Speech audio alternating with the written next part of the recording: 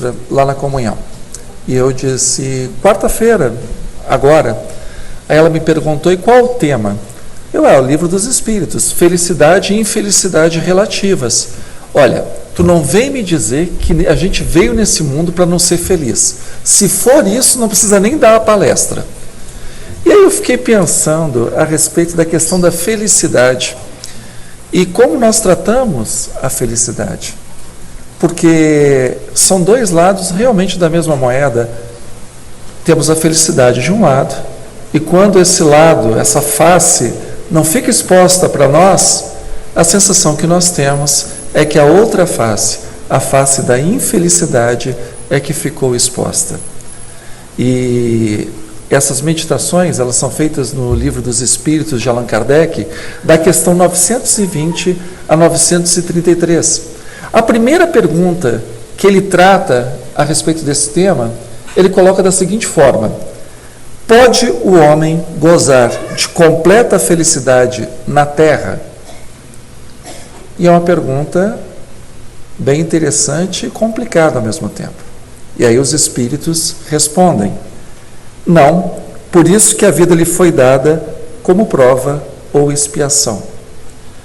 Aí eu lembrei dessa amiga e fiquei pensando, puxa vida, como é que eu vou contar para o pessoal que aqui na Terra a gente não pode ser plenamente feliz?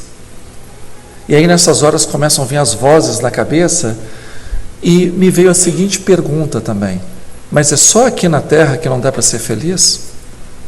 Será que nós conseguimos ser felizes em Marte, Júpiter, Saturno, Lua, outra galáxia? Ou o problema da felicidade não é a Terra, o problema da felicidade somos nós? Será que a felicidade, ela é um local, ela é uma época, ela é uma pessoa, ela é um carro, é uma casa, é uma conta bancária? Ou a felicidade depende muito de quem olha para a face da moeda? De repente a moeda, ela tem um valor que nós atribuímos. Se nós olharmos com alegria, aquela moeda vai ter um valor. Se nós olharmos com decepção, aquela moeda vai ter uma outra representação. A moeda é o nosso destino, é a nossa vida. Então, é possível ser feliz na Terra? A pergunta que eu me faço: eu posso ser feliz na Terra ou fora da Terra, hoje ou ontem ou amanhã? A felicidade depende dessas circunstâncias ou a felicidade depende exclusivamente de mim? E mais do que isso, só de mim? Eu posso ser feliz com o meu pai ou a minha mãe, o meu filho ou a minha filha sendo infelizes? Eu posso ser feliz com o meu time perdendo? Eu posso ser feliz com a empresa que eu trabalho falindo? A felicidade, ela é só minha ou ela é de outras? Também envolve outras pessoas, outras coisas que eu gosto. Porque a gente só é realmente feliz se nós formos, aqui do ponto de vista humano, terreno, profundamente egoístas. Porque eu não posso me preocupar com o outro. Se eu for uma pessoa sensível, a felicidade do outro repercute também no meu bem-estar. Essa felicidade, que o que acontece com o outro não me preocupa, é a felicidade do egoísta. E é uma felicidade que nós sabemos que quem não está aberto para ajudar, a vida dá voltas, também não vai estar aberto para receber ajuda quando precisa. A felicidade do traficante é a mesma felicidade do policial? A felicidade do leão é a mesma felicidade da gazela? Felicidade é algo muito relativo. Felicidade não é a Terra como planeta de provas e expiações, como dizem os espíritos. E às vezes eu vejo alguns amigos, oradores, palestrantes espíritas, fazerem esse tipo de assertiva. Nós vivemos num planeta de provas e expiações, como se a culpa fosse do planeta. Como se nós não tivéssemos participação nenhuma nas coisas que acontecem na nossa sociedade. como se o planeta fosse culpado pelas coisas serem bagunçadas. Aí eu lembro do seriado do History Channel, que era O Mundo Sem Ninguém. E eu ficava fascinado, porque nesse programa, na visão que é dada, as pessoas sumiram do planeta. E não é que o planeta continuava, o planeta funcionava, as estradas, as ruas, os prédios, a natureza tomava conta. Na década de 80 era muito comum as pessoas falarem assim, não, porque o rio está morto. Você não tem como matar um rio, a não ser que você seque a fonte. É só você parar de poluir, que ele se renova. É da natureza do rio não ficar parado. Até porque se ele ficasse parado não era um rio, não era um poço. Então é que nem a vida da gente. A vida da gente também, ela é dinâmica. A vida da gente não é parada. Então nós temos sim momentos de felicidade de acordo com nossos interesses. E sempre pensando sobre o tema, me ocorreu o que é felicidade? Então o senso comum, que é comum quase desde a época de Platão até os dias de hoje. Felicidade é você ser bonito, saudável, jovem, bem-sucedido, uma pessoa que todo mundo conhece, uma pessoa que todo mundo gosta. Puxa, que maravilha! Só que nós temos agora, numa sociedade extremamente globalizada, pessoas que são bonitas, famosas, ricas, bem-sucedidas, pessoas que são admiradas e que sofrem de depressão e vão até o suicídio. Por que isso acontece? Por que todas essas coisas que todos nós admiramos e chegamos a invejar não é sinônimo de felicidade? Por que só ser e ter essas coisas não resolvem as angústias nossas? Talvez a felicidade não se encontre nelas. Porque beleza passa. Saúde, naturalmente, a idade vai começando a minar a nossa saúde. Dinheiro é fugidio. Hoje tem, amanhã talvez não. Depende disso. Até quando a nossa felicidade fica num relacionamento. E essa é a parte mais interessante. Ontem eu vi uma frase que um colega postou numa rede social que eu achei bem intrigante. Quem não consegue ser feliz no ímpar, quem não presta para si no ímpar, não serve para outro no par. Se nós não sabemos nos completar em nós, muito provavelmente numa relação, nós seremos mendicantes do relacionamento. E, via de regra, ninguém se sente à vontade com o pedinte, ainda mais debaixo do mesmo teto. O carente, ele é um pedinte emocional. Mas nós estamos num planeta que o grande desafio dele é nós nos superarmos através das provas que nós passamos aqui. Planeta de provas, porque as provas testam quem nós somos. Planeta de expiação, porque nós carregamos muito peso das vidas passadas, muitos erros, muita consciência pesada. Nós temos que expurgar isso, nos livrarmos desse saco de pedra que não serve para nada. Então, por isso que nós expiamos as nossas faltas. Sempre um processo de aprendizado. Então, o planeta é de provas e expiações, porque nós somos pessoas que precisamos ainda de provas e precisamos expurgar as nossas dificuldades. Mas então, aí vem a pergunta: tem fórmula a felicidade? Encontramos na felicidade alguma receita de bolo? As estantes das livrarias, a parte que fala de autoajuda, é a parte que mais cresce. É o que dá muito dinheiro para as editoras. Os autores, eles realmente, escrevendo livros de autoajuda, eles se autoajudam, porque eles trocam de carro, eles trocam de casa, eles viajam, porque o livro é de autoajuda, e realmente eu acho que eles se ajudam muito. Mas felicidade tem fórmula? Tem receita de bolo? Uma forma de você ser feliz? Se a felicidade do aluno que cola é a infelicidade do professor que aplica o exame, as duas vontades, elas se chocam e se anulam. Uma vontade não vai ser feliz porque existe uma outra vontade que disputam o mesmo espaço. Existe uma disputa de interesses. E aí, eu me lembrei de uma máxima do próprio Evangelho, que a gente às vezes não para pensar no significado. As chamadas bem-aventuranças do Sermão da Montanha ou do Sermão do Monte. E nós já começamos o problema com bem-aventurados, porque aventura para mim é Indiana Jones. Então, quando eu lia bem-aventurado, eu imaginava o Indiana Jones se dando bem. Aí, vamos ver qual é o significado daquela palavra. Em grego é makarios. Os evangelhos foram escritos em grego. O grego utilizava makarios para dizer uma pessoa feliz, uma pessoa abençoada pelos deuses. Se do Olimpo eles olhassem para uma pessoa e abençoassem aquela pessoa, haveria ali uma bem-aventurança makarios. Quem são os bem-aventurados? Quem são os abençoados? Quem são os felizes? E aí a gente recorre ao chamado Velho Testamento, Antigo Testamento, que, diga-se de passagem, é uma impropriedade, porque para o judeu não tem nada de velho, aquilo lá que está valendo ainda. Só começou a ser chamado de velho a partir do cristianismo. Eu prefiro primeira aliança, segunda aliança. Na fórmula de Kardec ainda fica melhor. Primeira revelação, segunda revelação, vem o Espiritismo como uma terceira revelação.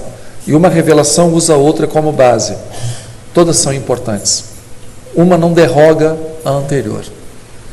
Todas firmaram a base cultural do da nossa cultura ocidental. Por isso que a nossa cultura é conhecida como cultura judaico-cristã. Na época de Jesus, qual era a visão de felicidade? Era muito simples. Acredito que, pela visão de um judeu do século I, ninguém aqui seria feliz. Ser feliz era ter muitos camelos, muitas cabras, muitos bodes. Você olhar do terraço da sua casa, e se você tivesse um terraço, a tua casa já era legal, até o horizonte, e aquelas terras todas serem tuas.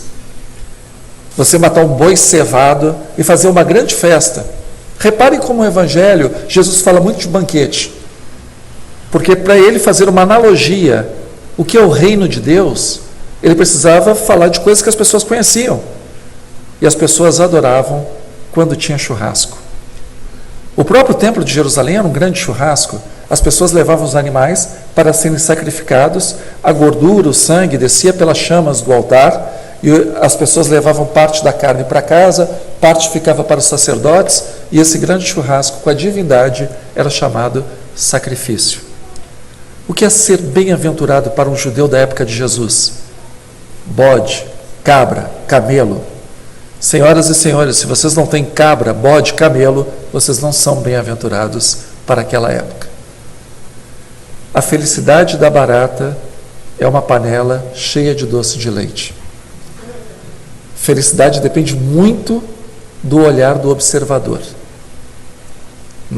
O que é bom para um pode não ser para outro. O que foi bom para a época de Jesus, para uma cultura, nós temos que olhar que nós já temos mais de 2000 anos de estrada. Aí Jesus olha para aquelas pessoas e eu fico imaginando o público dele. A maioria, gente que tinha perdido as terras, a maioria, pessoas que pagavam impostos muito altos, a extorsão tributária, tanto dos romanos quanto do templo de Jerusalém, que o templo não era uma igreja, era também um banco. A exploração que era feita pelo pessoal da casa de Herodes, os herodianos, aquelas pessoas tinham perdido praticamente tudo.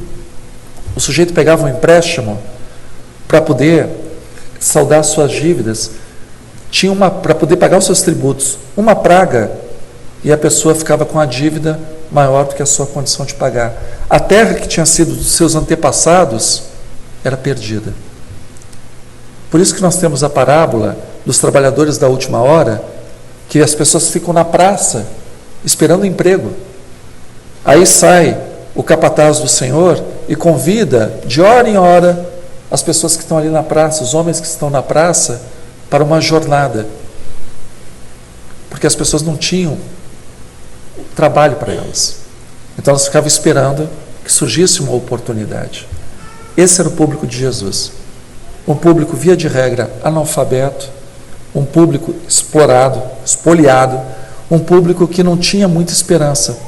E a esperança, quando você vai perdendo, a sua vida começa a se tornar um grande peso. A esperança, ela representa as asas da vida. Sem esperança, você se arrasta pela vida. E essas pessoas já estavam se arrastando. Não viam muita solução. A Galileia da época de Jesus era uma revolta atrás da outra. Jesus olha para essas pessoas e começa: bem-aventurados. E quem são os felizes? O tema de hoje é felicidade. Quem são os felizes? Jesus começa dizendo: felizes os miseráveis, porque deles é o reino dos céus. A gente costuma dizer assim: felizes os pobres de espírito.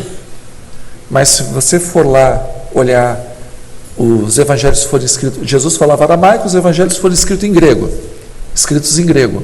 Se você olha em grego, nos manuscritos mais antigos, está lá.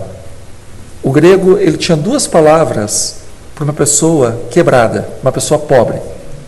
A primeira palavra significava o pobre, que é o comum. O sujeito trabalha, ganha pouco, não tem dinheiro para ir ao cinema, não tem dinheiro para passar as férias fora da sua cidade, ele não tem condições de fazer um jantar fora de casa, um almoço fora de casa, porque o dinheiro dele é contadinho. Esse é o pobre.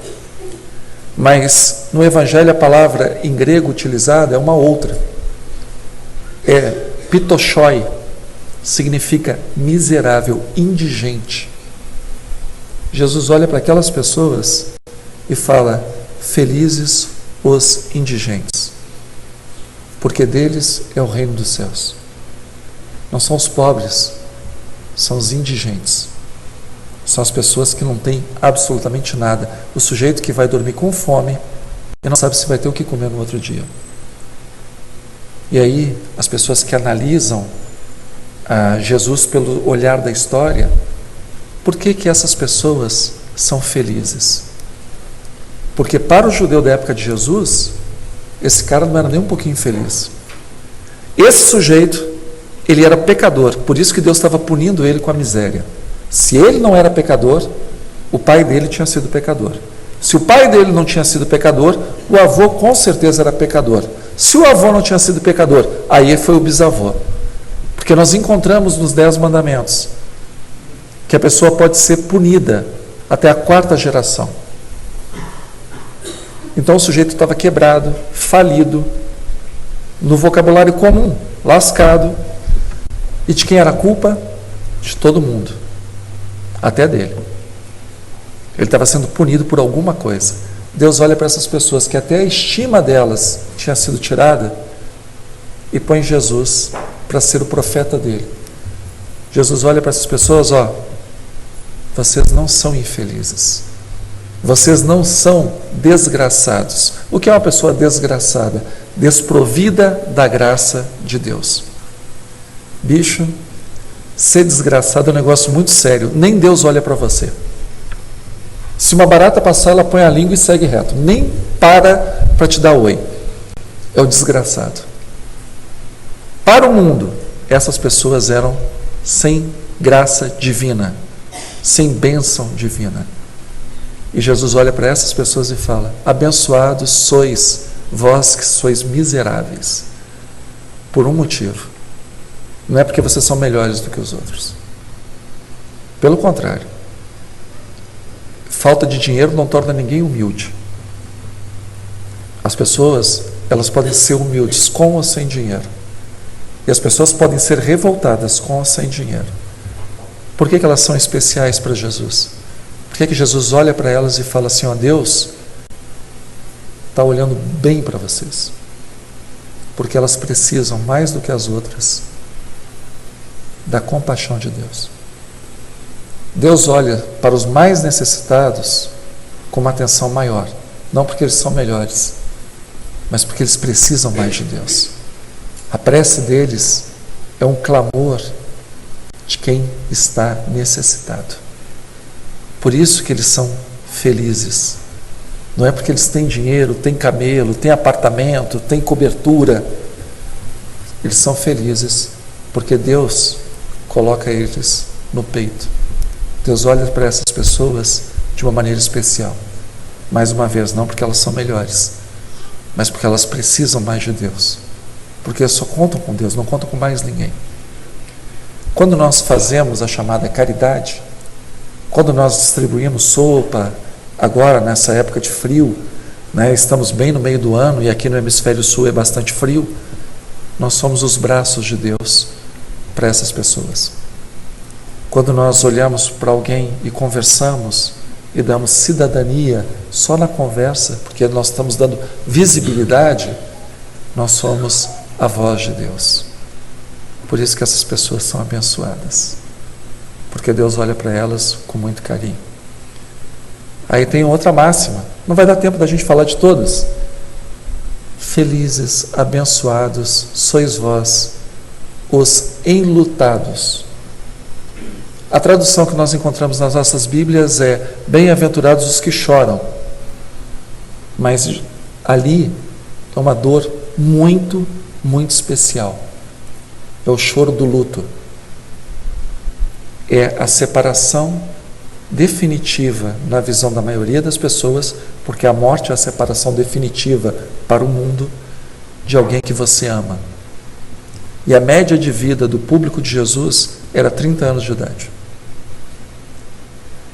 Eu não estou falando isso na base da orelhada, do chute.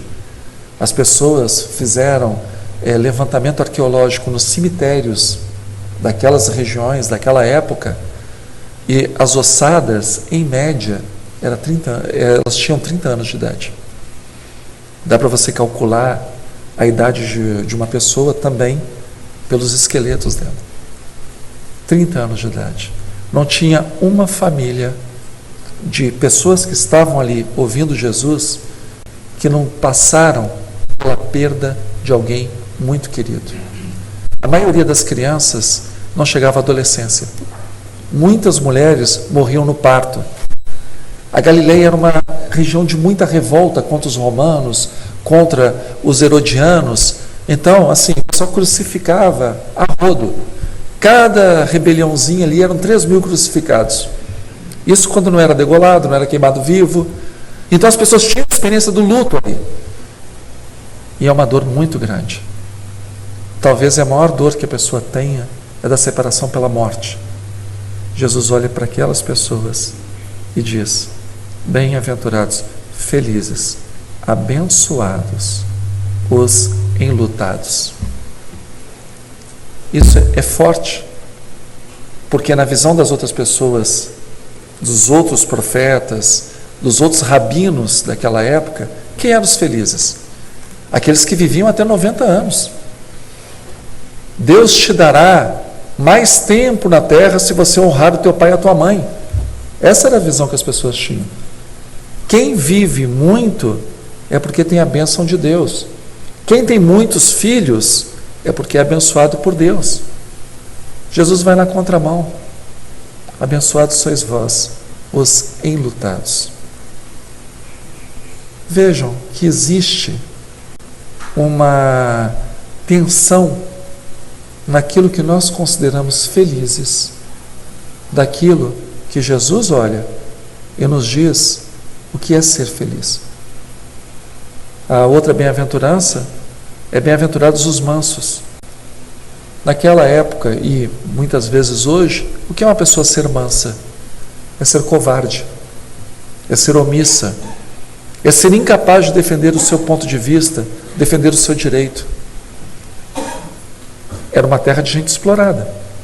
Jesus olha para aquelas pessoas e diz assim: bem-aventurados os mansos, porque herdarão a terra.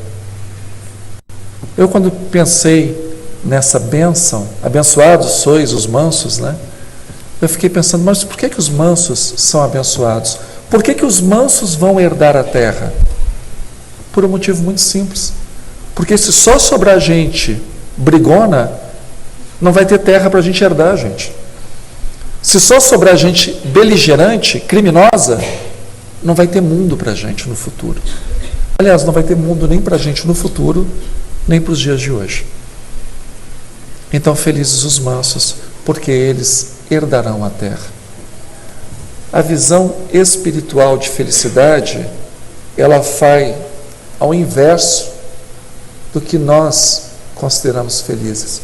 Por isso que, via de regra, como nós não construímos a nossa casa na rocha, como nós não construímos a nossa felicidade em valores que não podem ser tirados de nós, nós construímos a nossa felicidade em coisas fora de nós, das quais muitas vezes nós não temos o controle, nós não conseguimos ser felizes.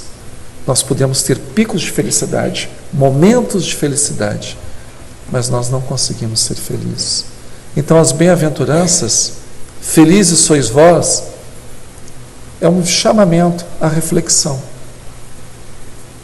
Quais são os valores? O que eu penso? Se a minha felicidade está no carro, roubam o carro, roubaram a minha felicidade. A minha felicidade está nos meus filhos, mas os filhos serão do mundo. Coitado daquele ou daquela que cria os filhos para si. Porque a tendência da natureza é que cada ser humano alcance a sua independência. Cada um seja o construtor do seu destino. Não tem como nós amarrarmos as pessoas no pé da mesa. Então, se a felicidade está nos filhos, os filhos um dia vão embora e os filhos também têm as suas vontades. Numa dessas questões, entre a 920 e a 933 do Livro dos Espíritos, é tocado nisso, a questão da vocação. Por que as pessoas não são felizes na profissão que elas escolhem? Porque muitas vezes elas não escolhem aquilo para o qual elas têm facilidade. Não é isso que elas escolhem. Elas escolhem aquilo que o pai e a mãe querem, aquilo que dá dinheiro, aquilo que dá status, e aí se tornam péssimos naquilo que fazem, porque não fazem com amor. Ninguém é bom naquilo que não gosta.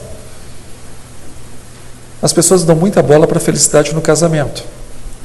E é para dar bola. Só que, se a gente for botar na balança, casamento, via de regra, se você não foi feliz, tenha a oportunidade da separação. Não estou fazendo proselitismo aqui para as pessoas separarem, mas estou colocando como alternativa, que é o que acontece no mundo. Estou sendo franco, é o que acontece no mundo. As pessoas não são felizes na relação, elas se separam. Abrindo um parênteses, as pessoas têm que parar com essa mania do descartável. Pessoas não são descartáveis. Para você desistir de uma vida com alguém, é bom você ver direitinho que você está afastando de alguém que você trouxe para a sua vida. É bom medir isso. Mas, fechando parênteses, ok, o casamento não dá certo, você separa. E a profissão, quando não dá certo, você faz o que com ela? Depois de 20 anos numa profissão, você fala, vou me separar, não quero ser mais advogado. Sabe de uma coisa? Não nasci para ser médico. Eu acho que eu vou para Pirinópolis fazer tapeçaria. É mais fácil separar do que mudar de profissão. Depois de 10, 15, 20, 30 anos. E as pessoas são infelizes porque a maior parte do tempo delas é num lugar que elas não gostam. Puxa, que joia! Você escolhe ficar 8 horas do teu dia, via de regra, num lugar que te faz mal. Na época de Jesus, a gente pode dizer que a culpa era do destino. Porque na época de Jesus, você olhava para uma criança que acabou de nascer e você dizia assim, meu filho, você será um excelente carpinteiro. Porque eu sou carpinteiro. Meu pai era carpinteiro. Meu avô era carpinteiro. E meu bisavô era carpinteiro. Eu não quero te falar nada, mas os teus filhos, os teus netos, os teus bisnetos serão carpinteiros. Porque a profissão era hereditária. Hoje as coisas não são mais assim. Hoje as pessoas têm a possibilidade de escolher aquilo que elas querem. E também, nas questões levantadas por Kardec, ele fala da responsabilidade dos pais de impor, pelo seu gosto, pela sua vaidade, aos filhos a profissão que ele quer. E a gente vê isso. Vê gente que tem que escolher algo que não tem a mínima vocação. Aí Kardec até dá uma forçada na questão. Ok, então cada um é para fazer o que quer, não é isso? Escolher a profissão que tem pendor. Vamos parar para pensar. E se o sujeito é filho de um industrial e quer fabricar tamanco? Pegando um exemplo de qualquer pessoa aí que seja multimilionária. Donald Trump. O sujeito é multimilionário e o filho dele quer fazer tamanco, sapato. Aí os espíritos dizem assim: não podemos ir para os extremos. Será que dentro do nível dele, dentro da sociedade que ele está inserido, só tem essa opção? Será que ele não se encontra dentro das várias alternativas que uma pessoa que vive como Donald Trump, para que ele seja sapateiro? Tem que ser proporcional àquela categoria.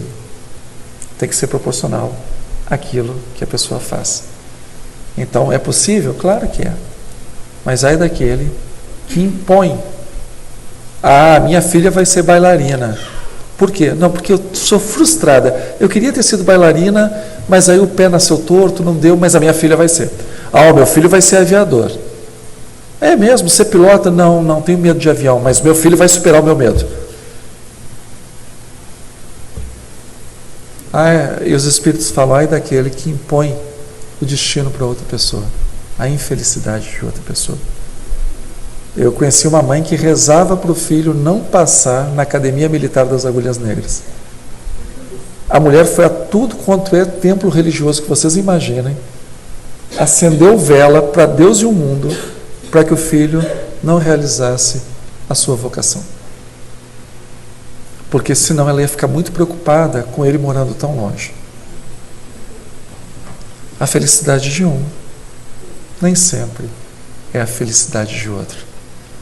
E aí Kardec pergunta para os espíritos: poxa vida, eu estou ficando deprimido. O que é felicidade então aqui na Terra? Do ponto de vista material, é não deixar faltar o necessário. Do ponto de vista moral, é ter a consciência tranquila e a esperança no futuro.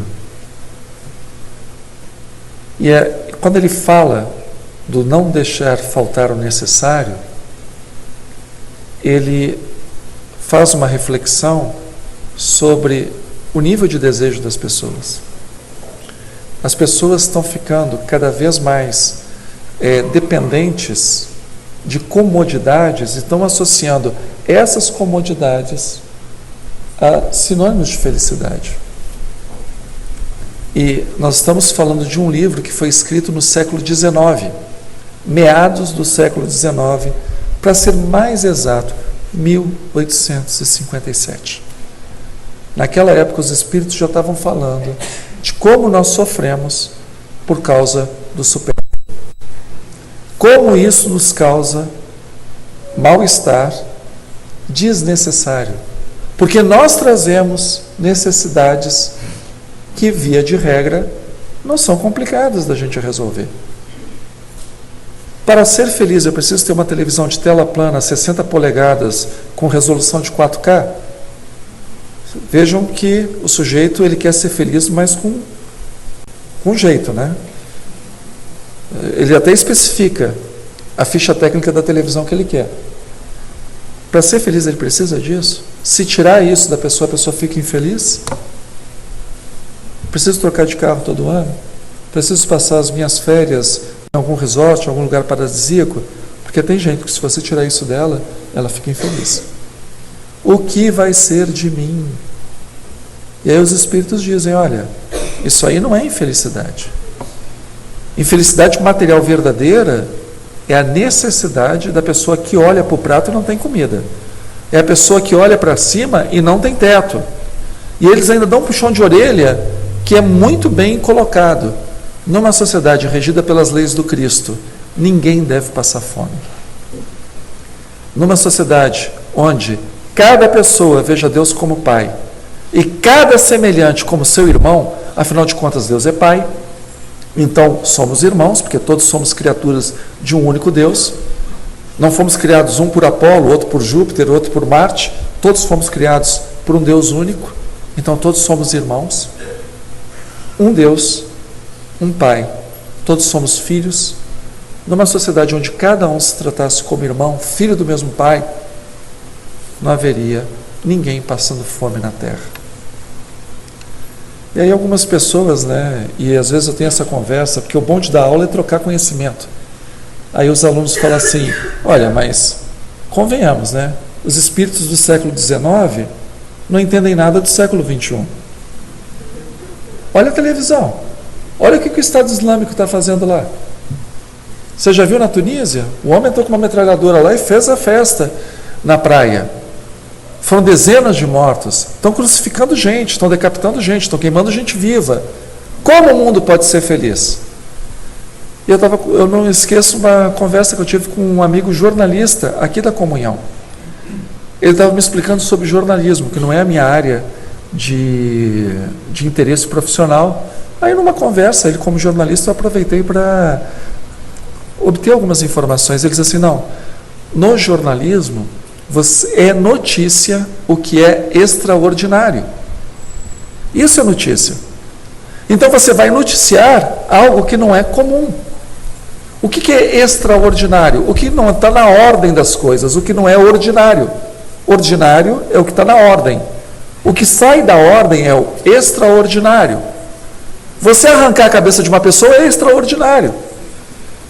Você pegar um ônibus com alguém e você chegar na parada ileso, não é extraordinário, é o comum, é o ordinário. Então, se você pega o carro, sai de casa e vai para o trabalho, 20 anos consecutivos, e chega bem, todos esses 20 anos em casa e no trabalho, você tem uma rotina que não interessa absolutamente a ninguém. Agora, experimenta atropelar a velhinha na faixa de pedestre. Você vira manchete. E provavelmente o comentarista vai dizer, e provavelmente ele estava alcoolizado.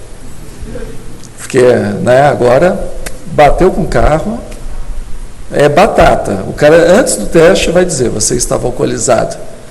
O extraordinário é que é a notícia. Aí nós ligamos a televisão e só vemos desgraça. Tem que cair a nossa ficha. Desgraça é uma coisa que não é comum.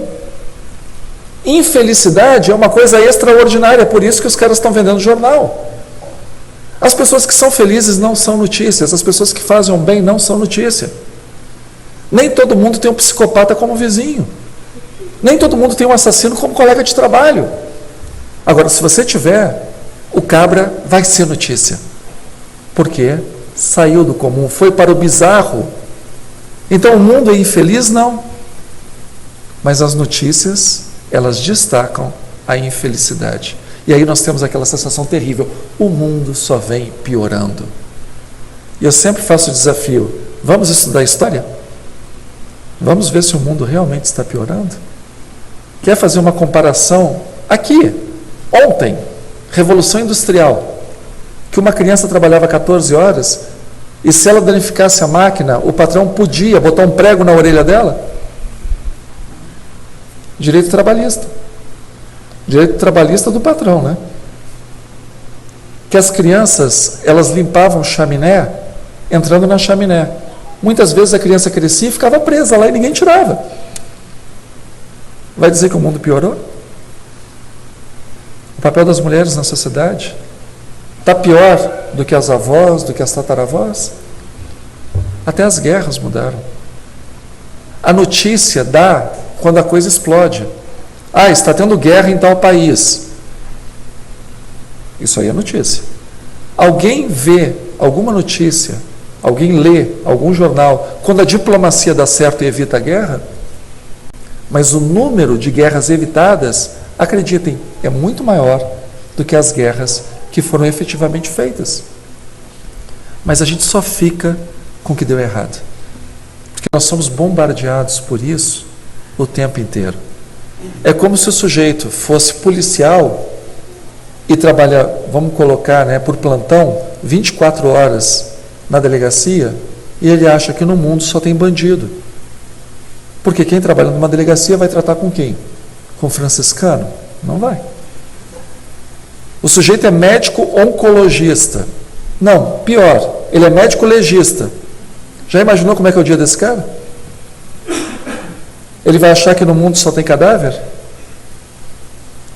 Nós temos que tornar um hábito de olhar para essas coisas não nos contaminarem, porque essas coisas são a exceção, não são a regra. A regra somos nós que estamos aqui. A regra são pessoas de bem que querem se melhorar. A regra são pessoas de bem que olham para o Evangelho e veem naquele Evangelho uma palavra de consolo. O muçulmano, que é a maioria, é o muçulmano que olha ali para o Corão e vê naquelas sutras o seu consolo de vida, a sua esperança. Não é o sujeito que põe explosivo no corpo e que acaba com o ônibus inteiro. Nós temos que mudar a nossa sintonia. As bênçãos, elas para serem vividas, elas têm que primeiro serem acolhidas. Nós somos abençoados quando nós nos permitimos que realmente essa felicidade que nós vivemos, ela seja devidamente vivenciada. Também no livro dos Espíritos, os Espíritos chamam a atenção para uma coisa muito importante. Se as pessoas olhassem mais para o que está embaixo do que para o que está em cima, mais felizes elas seriam. É muito fácil olhar para cima e ficar frustrado. É bom olhar para cima para você ter uma meta, ter um ideal, isso é legal. Mas se você começar a olhar só a concessionária de Ferrari, você vai se achar a pior pessoa do mundo porque tem um Fiat Uno. Ou porque anda de ônibus. Olha para o tanto de gente que muitas vezes não tem uma cadeira de roda. E não é pouca gente. Se vocês tiverem a curiosidade de ouvir programa de rádio AM, muitos programas de rádio AM é assim: Dona Fulana está aqui na rádio pedindo para o seu filho uma cadeira de rodas, porque o filho foi atropelado, ela não tem, está acamado. É direto. Se a gente olha de um nível para baixo, a gente tem muito mais a agradecer do que a pedir. Aliás, a nossa vida deveria ser uma vida muito mais de agradecimento do que de pedidos. A forma que eu encontrei de me sentir com Deus é agradecendo. Quando eu agradeço, eu sinto Deus na minha vida. É quando eu sinto abraçado por Deus, é quando eu paro e agradeço as coisas que eu consegui, as coisas que eu tenho e até as coisas que me foram tiradas. Porque ele não estava dormindo. Ele não foi na geladeira, quando ele voltou aconteceu alguma coisa. As coisas acontecem com a permissão dele, sempre visando uma finalidade maior. Ah, mas eu não consigo entender qual a finalidade daquilo que aconteceu. Por isso que ele é Deus. Se você entendesse, você estaria assim com ele. Por isso que ele é Deus. Ah, eu não consigo ver qual o benefício de uma tsunami que arrasou um país inteiro. Ele é Deus. Ele consegue ver muito mais na frente do que a gente. Se a gente não consegue ver, a gente está dentro da nossa humanidade. Vamos, sair da tampinha de Coca-Cola e voltar para a Terra. Vamos voltar para a nossa situação. Ele continua sendo perfeito naquilo que ele faz. Por nós não sermos perfeitos, muitas vezes nos falta visão do que é melhor a longo prazo, do que é melhor durante as nossas vidas, daquilo que vai realmente ter valor. E para encerrar, ele fala sobre 2 males completamente desnecessários. Estou falando do Livro dos Espíritos. 2 males que as pessoas carregam para a vida e que não tem absolutamente nada fora que motive isso, mas que corrói a pessoa como uma ferrugem, como um ácido. Os Espíritos colocam os ciúmes e a inveja. Ciúmes e inveja é um câncer na alma da pessoa. Porque a pessoa que é ciumenta, possessiva, o outro não precisa ter feito absolutamente nada para que aquele sujeito seja infeliz. Tem gente que o ciúme patológico é uma doença e uma doença grave. Porque a pessoa ela carrega uma ansiedade que nada satisfaz. ela carrega uma insegurança que nada completa aquilo. E a inveja também é um grande problema. Porque a inveja é você desejar o que é do outro. Vamos evitar de algumas expressões puramente racistas, tipo, mas eu tenho inveja branca. Inveja não tem cor. Né? Inveja é inveja. Você pode ter admiração por uma pessoa, isso é muito natural. Você pode desejar chegar no mesmo patamar de uma pessoa, isso é bom. Inveja é você querer o que é da pessoa. Você não quer igual da pessoa, você quer que ela saia de onde ela está para você ficar ali. E isso é um inferno. A pessoa que tem isso, ela não vai ser feliz nem na terra, nem no nosso lar, nem em lugar nenhum. Porque ela carrega dentro dela o próprio inferno da vida dela. Então, e tem cura. Tem cura. Algumas pessoas acham que felicidade é com Prozac. É um medicamento, né, que mexe na serotonina da pessoa. Então joga bastante hormônio e a pessoa é feliz. Muita gente apela para outros tipos de remédios ou drogas para ser feliz. A pessoa que é invejosa, a pessoa que é ciumenta, não tem droga que dê nem minutos de felicidade. Porque alguma coisa dentro de si está profundamente fraturada. Alguma coisa dentro de si está profundamente atingida. Então, nem se ela ficar com a pessoa dos seus sonhos, nem que ela atinja o trabalho, a condição dos seus desejos, nem assim essa pessoa vai ser feliz. Sugiro que deem uma olhadinha nessa frase, nessa parte do Livro dos Espíritos, sobre felicidade e infelicidade relativas. E qual, para que a gente possa encerrar e concluir, como eu faço para ser feliz? Ame o que você tem. Valorize cada parte que constrói a tua vida. Abençoe cada experiência que te trouxe até o dia de hoje. Valorize cada coisa. As pessoas que fazem parte da tua vida não fazem parte por acaso. A profissão que você escolheu é o teu ganha-pão e a maneira como você manifesta a tua personalidade para o mundo. Então desempenhe o seu melhor, porque a expressão do que você tem dentro é o teu trabalho. As pessoas que estão na tua volta, afetivamente falando, são as pessoas que acreditam e confiam em você. Agradeça, porque existem pessoas que acreditam e têm confiança em você. A felicidade começa olhando para o que nós temos. E essa felicidade já nos deixa plenos. Porque o que nós temos é na medida das nossas necessidades verdadeiras. E a outra dica é aquela que os Espíritos nos dão. Vamos ser esperançosos em relação ao futuro. E isso o Espiritismo nos dá com muita propriedade. O Espiritismo nos mostra que as coisas que acontecem e que não são construídas aqui, elas podem ser construídas na sequência, no pós-vida, em termos terrenos, e, se for necessário, numa outra vida. Nós temos sempre a porta aberta para recomeçar. E as pessoas até criticam, né, os espíritas, falando assim, para o espírita é muito fácil.